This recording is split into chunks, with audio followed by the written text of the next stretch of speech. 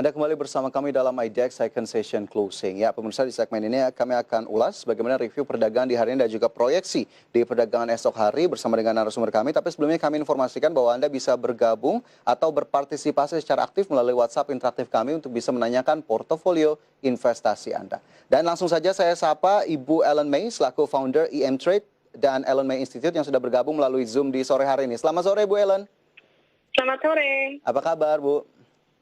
Kabarnya luar biasa. Kabar baik, luar biasa, sehat selalu tentunya. Ya, Ibu Ellen, ini kita lihat indeks harga saham gabungan begitu ya, hari ini kembali ditutup positif 1,56%, mengalami kenaikan ke level 5813,987. Bagaimana kemudian review dari Anda terkait dinamika pasar di hari ini, Bu Ellen? Ya, jadi market beberapa hari ini geraknya sangat volatile sekali ya. Tapi saya optimis market masih akan naik di bulan Desember ini. Jadi kalaupun misalkan besok turun ada koreksi IHSG, itu nggak akan lebih dalam dari 5.500. Perkiraan saya lebih banyak naiknya daripada turunnya. Nah, untuk akhir tahun ini target saya IHSG itu di 6.000. Oke, akhir tahun target di 6.000, koreksi tidak lebih dari 5.500. Tapi kita lihat ini dalam 3 hari terakhir pergerakannya memang cukup dinamis sekali atau volatile sekali. Di hari Senin ditutup turun, kemudian Selasa ditutup positif, hari ini kembali ditutup positif. Sebetulnya apa yang kemudian bisa kita lihat yang menjadi driver utama atau sentimen utama dari beberapa hari terakhir ini, Bu Ellen?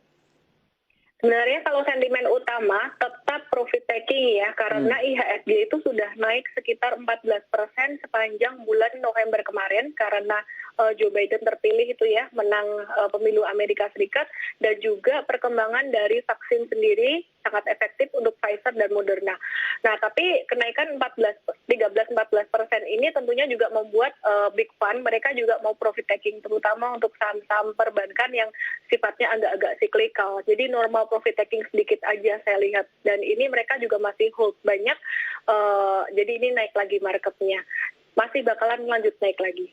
Oke, masih akan lanjut naik kembali, kemudian profit taking masih menjadi sentimen utama. Tapi jika kita lihat di awal Desember ini sudah cukup menggambarkan siklus akhir tahun atau tidak, Bu Ellen? Jika kita mungkin lihat di tahun-tahun sebelumnya. Ya, jadi kalau kita lihat selama 10 tahun terakhir, perdagangan 10 tahun terakhir, setiap bulan Desember itu selalu ditutup hijau. Dan saya sih sangat optimis sekali Desember ini juga akan sangat ditutup hijau gitu ya. Jadi malah kemarin kalau ada koreksi beberapa hari ini, itu adalah kesempatan bagus buat kita untuk masuk, terutama buat teman-teman investor yang suka saham-saham blue chip tapi belum dapat gitu.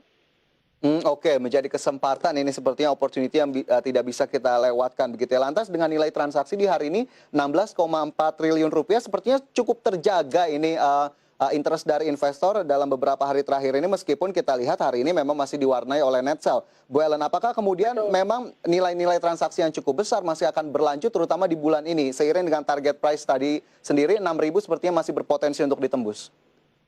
Masih ya, jadi kemarin saya juga sempat melihat data perdagangan dari Bursa Efek Indonesia di bulan November itu sempat menembus rekor untuk jumlah perdagangannya secara frekuensi dan secara nominal.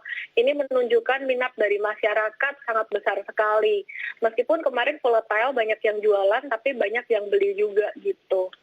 Oke, tapi worry atau kekhawatiran seputar COVID-19 masih terlihat atau tidak ini di pasar, Bu Ellen? Karena kita lihat sepertinya optimismenya sudah mulai tergambar meskipun kita masih menanti vaksin bagaimana kemudian datang, terutama kita sudah di Desember kali ini. Iya, jadi kalau bicara tentang COVID-19 sendiri, angka COVID memang naik, tapi angka fatality-nya untuk di Indonesia itu turun.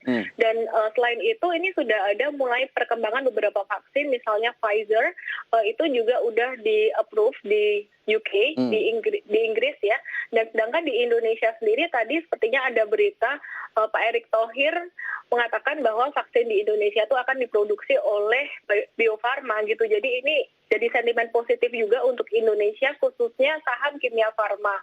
Dan Inak tadi juga ikut keseret naik juga gitu. Jadi ini sebuah sentimen yang sangat bagus, meskipun COVID-19-nya masih tinggi. Jadi masyarakat lebih melihat secara, terutama saham ya, pasar saham investor lebih melihat secara forward looking gitu. Oke, forward looking begitu sudah terlihat, optimisme sudah tergambar, terutama dari langkah dan upaya pemerintah, terutama untuk kemudian bisa mengejar kembali bagaimana kemudian pemulihan kesehatan bisa berdampak pada ekonomi. Nah, ini terkait dengan pergerakan market di hari ini, Bu Ellen, tadi sudah kami sampaikan juga beberapa sektor yang ternyata menjadi penopang. Di hari ini ada aneka industri naik 2,5%, kemudian mining naik 2,43%, infra juga naik lebih dari 2%, sementara sektor perdagangan menguat 1,81%. Ini yang menarik adalah hampir kita lihat kenaikannya cukup signifikan. Apa yang kemudian bisa kita tarik dari sejumlah sektor yang bergerak cukup positif hari ini, Bu Ellen? Ya, jadi hari ini kalau saya lihat itu banyak saham-saham dari sektor komoditas, second liner, yang kemarin belum banyak naik signifikan gitu. Jadi ini mulai lanjut naik. Contohnya adalah semen, oil, dan juga coal.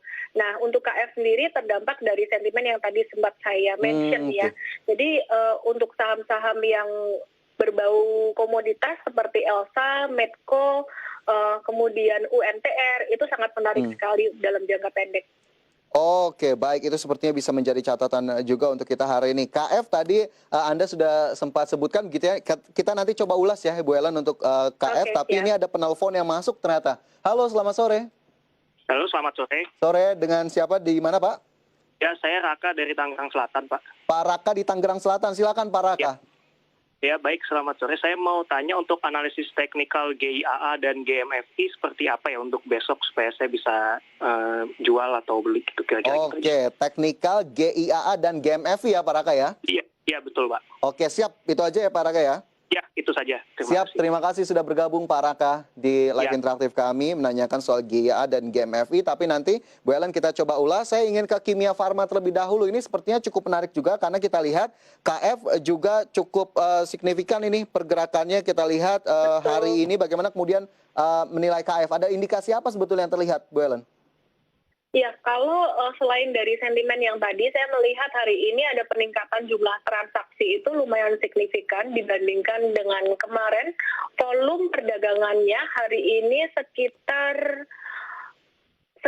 hampir 8 kalinya daripada perdagangan kemarin. Jadi terjadi peningkatan signifikan.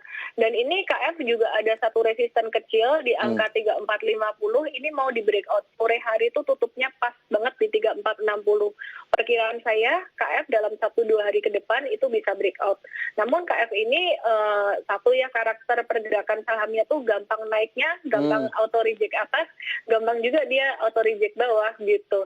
Jadi mungkin untuk trading 1-2 hari itu cukup lah. Nanti kalau koreksi beli lagi. Strateginya kayak gitu untuk KF. Oke, jadi momentum jangka pendek sepertinya masih cukup cocok untuk KF begitu ya. 1-2 hari ke depan ini ternyata view dari Ibu Ellen untuk KF meskipun tadi diingat gampang auto reject atas, gampang juga auto reject bawah untuk Kimia Farma yang hari ini naik 8,12%. Baik Bu Ellen, nanti kita... Jadi lebih ke swing trading. Oke, swing trading sepertinya ini bisa menjadi salah satu saran bagi para pemirsa untuk KF. Bu Ellen, nanti kita lanjutkan kembali di segmen berikutnya. Pemirsa, jangan beranjak dari tempat Anda. IDX Second Session Closing akan segera kembali.